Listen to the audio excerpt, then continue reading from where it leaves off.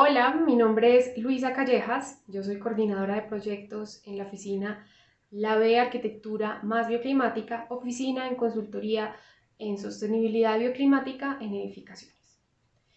En nuestra oficina, como oficina de consultoría, trabajamos día a día los programas de simulación computacional. Son nuestra cotidianidad, por decirlo de alguna forma.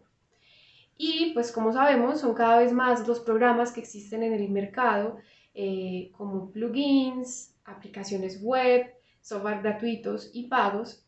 Y es por esto que hoy queremos compartir con ustedes algunos principios a tener en cuenta a la hora de trabajar con programas de simulación computacional de fenómenos ambientales, que en nuestro caso son el tipo de software que trabajamos usualmente. Estos principios que les vamos a compartir han sido aprendizajes que aplicamos hoy en día, todos los días a la hora de simular, y que han surgido a lo largo de nuestros años de experiencia y que también son los que compartimos en nuestros cursos de formación de profesionales en esta área. Estos principios nos han permitido evolucionar y queremos que también les permita a ustedes evolucionar en la forma en que hacen las cosas y que les permita mejorar los procesos que realizan día a día. Nosotros estos principios de los que les hablo los resumimos en 6. Empecemos con el primero. El primero lo llamamos a buenas preguntas, buenas respuestas. Y es que de nada sirve simplemente simular, obtener resultados genéricos y procesarlos, si no partimos con una buena pregunta que nos guíe este análisis del que hacen parte estas simulaciones. No se trata solamente de tener claro el proceso conceptual y técnico de una simulación. También es relevante, sino lo más importante, tener claro lo que yo quiero averiguar precisamente de esa simulación y ese análisis que estoy haciendo. Y esta es precisamente esa pregunta, y esa pregunta que da origen a esa simulación que vamos a desarrollar para posteriormente hacer un análisis.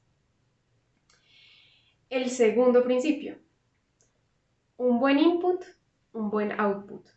Este se relaciona un poco con el anterior porque de alguna manera la pregunta es como ese primer input en el programa de simulación o en este análisis que vamos a hacer.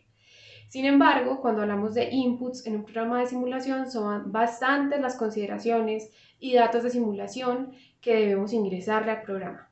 Y estos, pues, son precisamente esos inputs de los que hablamos y son de suma importancia, pues de alguna forma son los ingredientes para la simulación que luego se cocinará en el programa y de los que saldrá el plato, por ponerlo en una metáfora culinaria.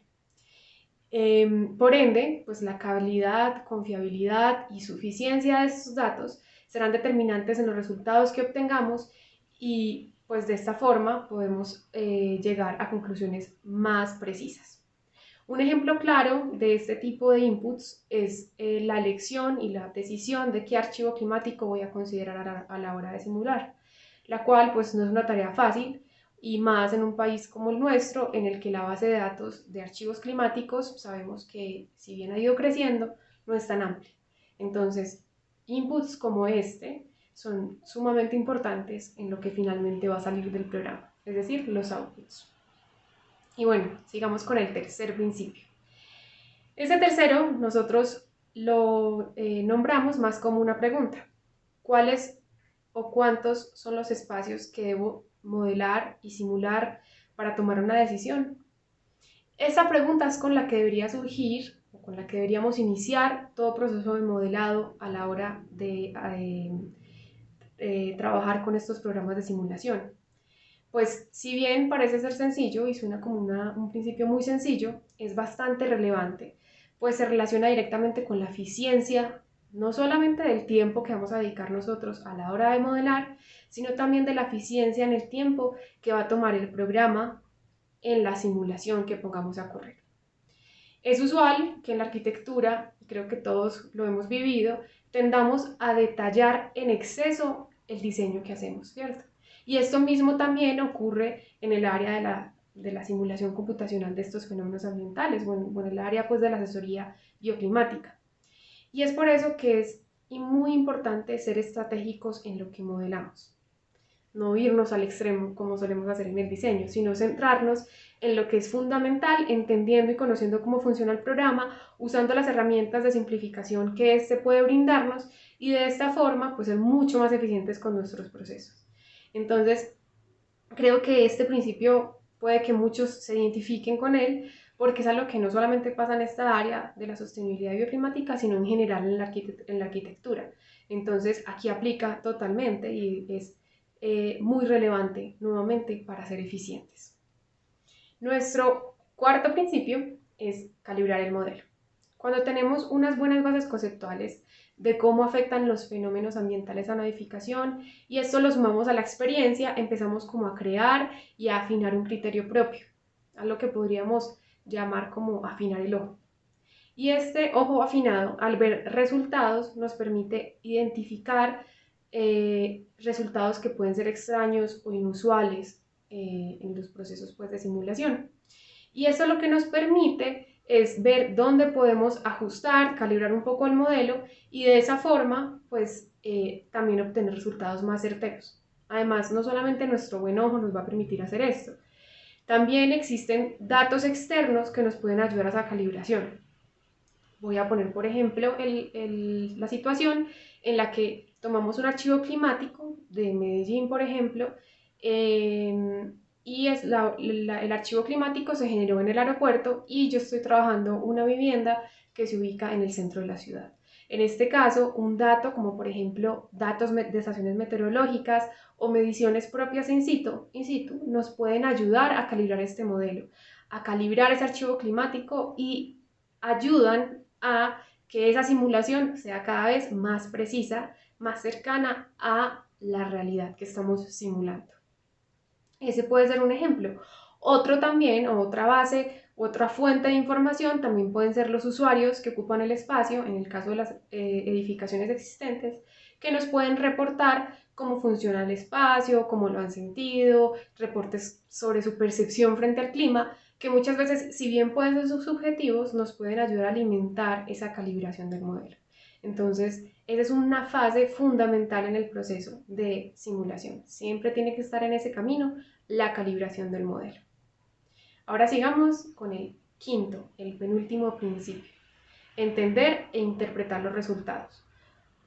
Si bien puede parecer un principio muy obvio, y en realidad se conecta con algunos principios anteriores que he mencionado, con este lo que queremos hacer es énfasis en que no se trata simplemente de saber cómo funciona un programa de simulación, cómo lo ponemos a correr, cómo se maneja, sino que va un poco más allá. Porque si yo sé hacer eso, pero no sé interpretar ni entiendo lo que me sale de ese programa, pues nada hago y de nada me sirve. Entonces por eso y en esa medida es sumamente importante saber cómo no solamente entiendo e interpreto los resultados, sino también cómo los proceso para que a partir de esos resultados yo pueda obtener o pueda partir en la creación de propuestas de diseño y poder dar respuesta a esa pregunta con la que surgió esa simulación, asesoría, análisis, como lo queramos llamar. Entonces, esto es, nuevamente, puede parecer muy obvio, pero no puede pasarse por alto. Hay que saber y tener como la base conceptual de todo lo que estamos simulando para poder entender cómo lo vamos a procesar y cómo lo vamos a analizar. Y bueno, finalmente, el sexto principio, entender que el resultado es una tendencia. Esto podría llegar a ser uno de los más importantes principios que hemos visto. Los programas de simulación se han vuelto una herramienta súper útil, pues nos permiten hacer cálculos que en otro contexto o de una forma más análoga, pues serían prácticamente imposibles de hacer. O sea, hay cálculos que incluso consideran tantos datos que creo que ni en una vida se podrían llegar a resolver. Los programas de simulación nos ayudan a hacer esto. Sin embargo, es muy importante siempre tener claro, siempre tener aquí en la mira y comunicarlo también que esos resultados que arroja el programa son una tendencia, no una predicción. Y eso es muy importante tenerlo en cuenta y no solamente en el ámbito profesional, que es un campo muy amplio en el que se aplican estos programas, sino también en el ámbito académico, que es otro ámbito en el que se aplica este tipo de programas de simulación. Y es importante que esto quede muy claro a la hora de, en el caso profesional, exponérselo a nuestros clientes y tenerlo nosotros claro. Y en el caso académico, exponerlo dentro de nuestros informes de investigación y pues tenerlo también claro en ese proceso de investigación. Entonces, nuevamente y retomando, son una tendencia, no una predicción. finalmente la simulación es como lo dice la RAE, y quiero traer este significado aquí, y es que la simulación es fingir algo que no es, porque finalmente nosotros estamos simulando un edificio que no existe, está en el computador pero no está en la realidad. Entonces siempre tener muy claro eso. Como asesores bioclimáticos no somos adivinos del futuro, sino que buscamos identificar tendencias de un fenómeno. Y eso es, yo creo, que lo más importante de tener en cuenta. Nuevamente, no somos adivinos, identificamos tendencias. Y esas tendencias nos permiten tomar decisiones de diseño, hacer sugerencias, y todo esto en pro del bienestar humano. Y bueno, ahí van nuestros 6 principios. Esperamos que puedan ser muy útiles para todos en su día a día y que puedan ayudarlos a ver de otra forma estas herramientas tan útiles y que usamos tanto en este sector, pues, de la arquitectura sostenible. También queremos con esto abrir la conversación en torno a estos aspectos de estos programas e invitar a compartir este tipo de aprendizajes que finalmente, pues, compartirlos nos permitirá crecer como gremio y facilitar nuestros procesos cotidianos a nivel profesional. Muchas gracias.